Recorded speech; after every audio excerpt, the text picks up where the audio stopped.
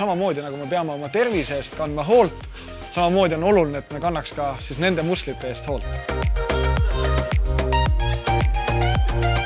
Selliseid oskusi ja hoiakuid tuleks harjutada juba võimalikult varakult, et kõik noored ja lapsed juba väiksest peale õpiksid osalema, õpiksid häält kuuldavaks tegema, õpiksid panustama sellesse. Et see demokraatia ei ole kindlasti passiivsetele inimestele.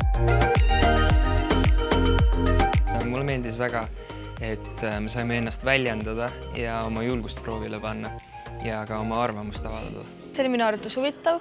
Mulle meeldis kõige rohkem lõpuring, kus kõik said öelda välja oma huvitavad ideed kõva häälega ja ma arvan, et see arendas palju eneseväljendust.